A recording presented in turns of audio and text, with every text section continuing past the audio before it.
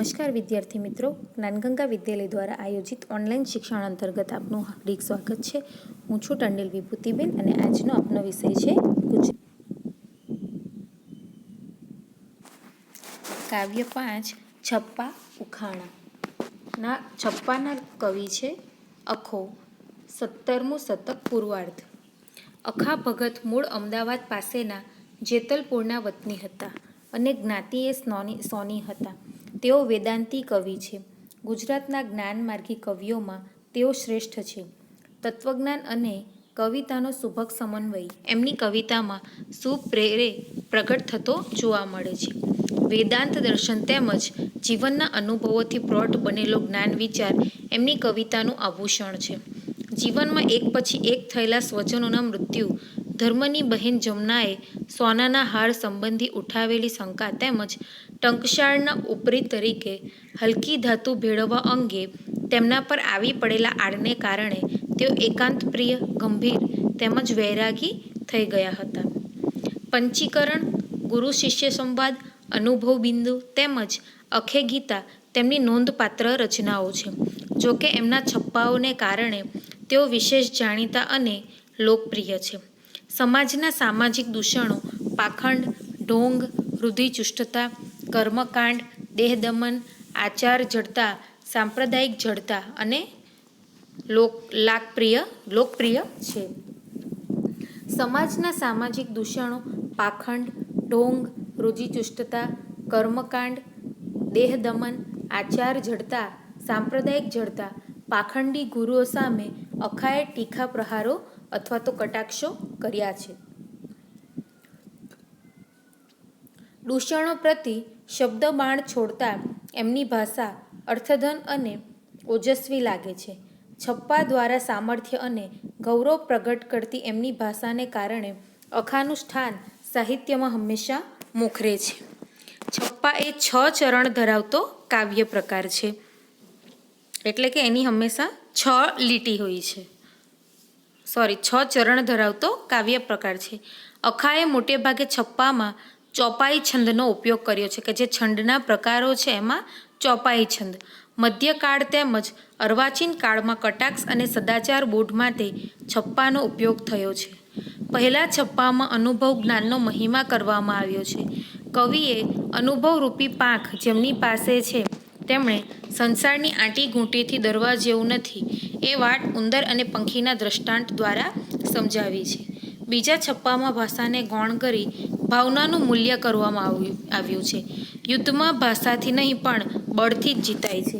શિસ્ત એવી સંસ્કૃત ભાષા સામે પ્રાકૃત તળ બોલીની અર્થક ક્ષમતા ચીંધી આપતો અખો મૂળાક્ષરના 52 અક્ષરથી ઘેરાયેલા સંસારથી મુક્ત થઈ પરમ તત્વરૂપી 53 અક્ષરને આરાધવાની અનુભવજન્ય વાત કરે છે.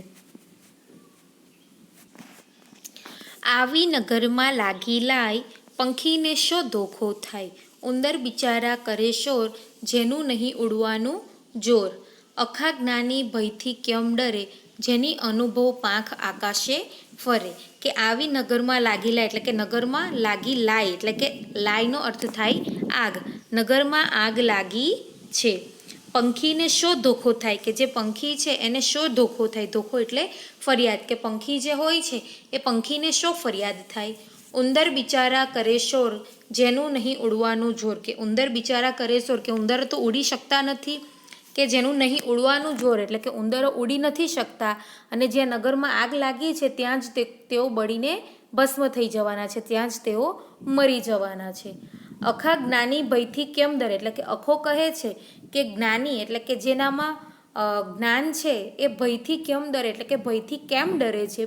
જેની અનુભવ પાંખ આકાશે ફરે, કે જેની અનુભવરૂપી પાંખો છે એ આકાશમાં હંમેશા ઉડતી રહે છે. એટલે કે અનુભવરૂપી પાંખથી આકાશમાં ફરે છે. એટલે સંસારની જે વિટંબણા છે, જે મુશ્કેલી છે એ મુશ્કેલીથી ડરતા નથી. નગરમાં આગ લાગી છે પણ કોઈ પંખીને ફરિયાદ નથી. ઉંદર બિચારા શોર કરે છે, તેની પાસે પાંખ નથી એટલે તેમનામાં ઉડવાનું જોર નથી. અખો કહે છે એમ કે જ્ઞાની ભયથી કેમ ડરે, જેને પોતાની અનુભવરૂપી પાંખ આકાશમાં ફરે છે, અર્થાત સંસારની વિટંબણાથી ડરતા નથી.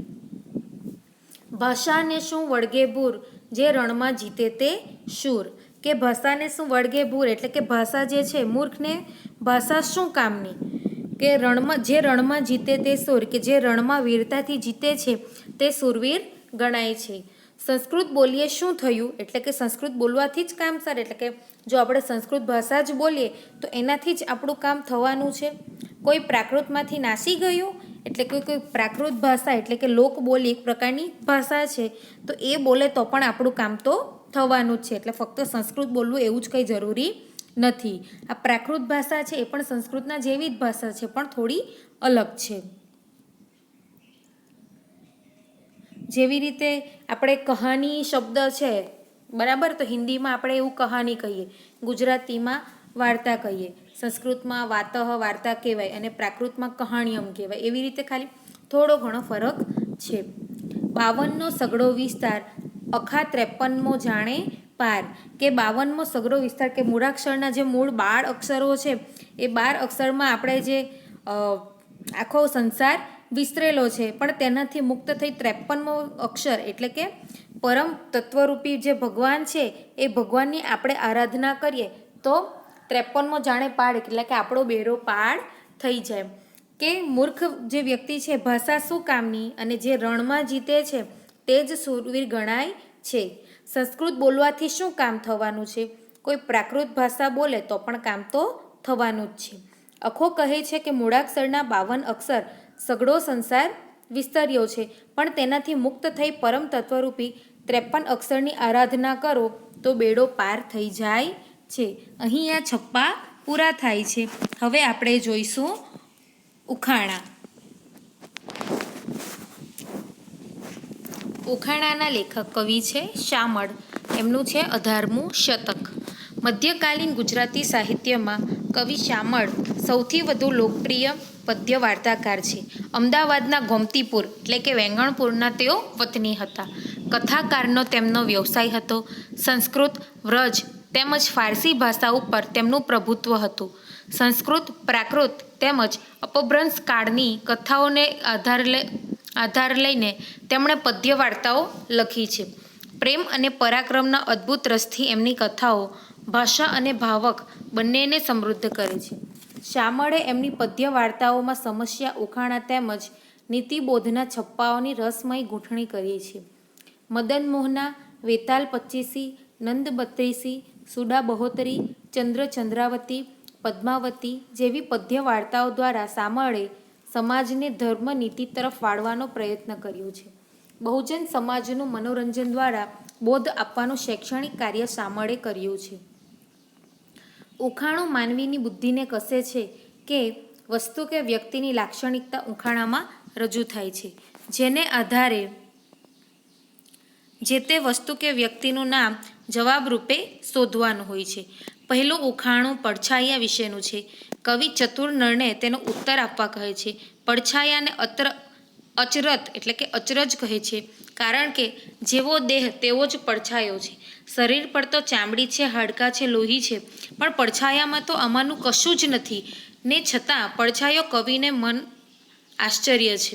પડછાયાની લાક્ષણિકતા ઉખાણામાં દર્શાવી છે અને તેનો ઉત્તર આપવા જણાવ્યું છે. બીજું ઉખાણું દર્પણ એટલે કે અરીસા વિશેનું છે. દર્પણને સરોવરની ઓળખ આપ્યા પછી એ સરોવરનું જળ કોઈ પીતું ન હોવાને કારણે સરોવર કાંઠે કોઈ પંખી ન આવતું હોવાનું જણાવી કવિએ જવાબ વિશે જિજ્ઞાસા જન્માવી છે. વળી સરોવર પાસે જનારા અનેક લોકો તેમાં ડૂબ્યા છે એવી રહસ્ય મમતા પણ કવિએ રચી છે. અરીસામાં જોઈ રૂપની પાછળ ઘેલા થનારા અનેક લોકો આ તરફ આંગળી ચીધીને કવિ પાસે અંતે પતિ પાસે અરીસો મંગાવતી નાયિકા દ્વારા અરીસાથી યૌવનને પૂર્ણતા મળતી હોવાનો સંકેત કરે છે. એટલે કે એનો જે સ્ત્રીઓ હોય છે એનો સોળે શણગાર જે કરે છે એ અરીસામાં જોઈને કરે છે. ચતુર નર તું ચેત એક અચરત મેં દીઠું, સુંદર રૂપ સ્વરૂપ અધિક અમૃતથી મીઠું. કે ચતુર નર તું ચેત એટલે કે હે ચતુર નર તું ચેત એટલે કે તું સાવધાન રહે. એક અચરત મેં દીઠું એટલે કે એક અચરજ જોયું છે. સુંદર રૂપ સ્વરૂપ એટલે કે તે રૂપ અને સ્વરૂપ એટલે કે દેખાવે સુંદર છે. અધિક અમૃતથી મીઠું એટલે કે અમૃતથી પણ મીઠું છે. કાયા ઉપર હાડ, હાડ પર વાળ ભણી જે. એટલે કે કાયા એટલે કે જે શરીર છે એ શરીર ઉપર હાડ એટલે કે હાડકાં છે અને હાડ પર વાળ ભણી જે એટલે કે ને હાડકાં ઉપર વાળ કહેજે. વાળ ઉપર રુધિર છે એટલે કે એના વાળ ઉપર લોહી છે. સુગુણ તેના જ ગણી જે એટલે કે સદગુણ પણ ગણી લેજે એટલે કે ધ્યાનમાં રાખજે. ખરી તે ઉપર તો ખાલ છે. ખરી એટલે કે એના નખ, નખ ઉપર તો શું છે? ખાલ એટલે કે ચામડી છે. ખાલ ઉપર વાળ જ નથી. ખાલ એટલે કે ચામડી, ચામડી ઉપર વાળ જ નથી. વળી મુખમાંથી અમૃત ઝરે એટલે કે મુખમાંથી તો અમૃત ઝરે છે. બોલે ત્યારે તો કેવું બોલે છે? મીઠું મીઠું. સામળ કહો કથે એટલે કે સામળ એ કોણ હશે? એ કહો એટલે કે હે ચતુર નળ તું સાવધાન રહે, મેં અચરજ જોયું છે.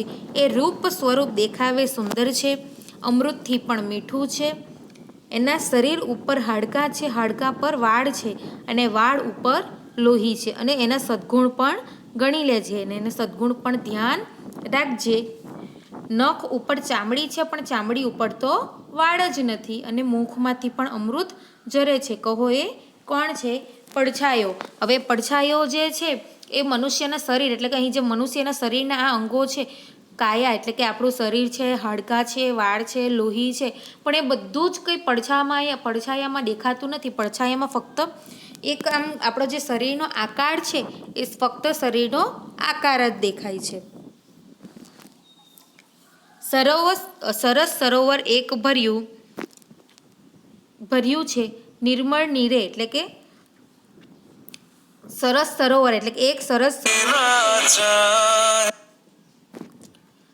નિર્મળ નીરે એટલે કે નિર્મળ નીરથી પાણીથી ભરેલું છે. પીએ નહીં કોઈ પંથી એટલે કે એનું પાણી કોઈ પીતું નથી. હંસ નવ બેસે તીરે એટલે કે એના કાંઠે કોઈ હંસ બેસતા નથી. તે સર સમીપ જાય બુડે જન જોતા જાજા કે તે સર એટલે કે તે પાણીની નજીક, તે સરોવર સમીપ એટલે કે પાસે જાય એટલે કે જે એ સરોવર પાસે જાય છે. બુડે જન જોતા જાજા એટલે કે બુડે એટલે કે ડૂબી જાય છે. જન એટલે કે માણસ, જોતા જાજા એટલે કે એમાં જોતા માણસ ડૂબી જાય છે. દુઃખ ન પામે દેહ રહ તરબીબે તાજા એટલે કે એમાં જોતા પણ એમાં કોઈને દુઃખ એને શરીરમાં દુઃખ થતું નથી. રહે તરબીબે તાજા એટલે કે એને શરીરે તાજા રહે છે. કવિ શામળ કહે કારમું એટલે કે કવિ શામળ એવું કહે છે કે કારમું એટલે કે આ તો આકરું છે. હુંસી જનને હિત હશે એટલે કે હુંસી જનને એનાથી લાભ હશે એટલે કે જેને એની ઈચ્છા થશે એમાં જવાની તો એનાથી એને લાભ થશે. સ્વામી લાવો સોહામણો તો સોળે પૂરા થશે. સ્વામી એટલે કે એક પત્ની એના પતિને સ્વામી કહે છે કે લાવો સોહામણું એટલે કે સુંદર લાવો એટલે કે સોહામણું લાવો તો સોળે પૂરા થશે એટલે કે મારા 16 શણગાર એનાથી પૂરા થશે. 16 શણગાર એનાથી પૂરા થશે.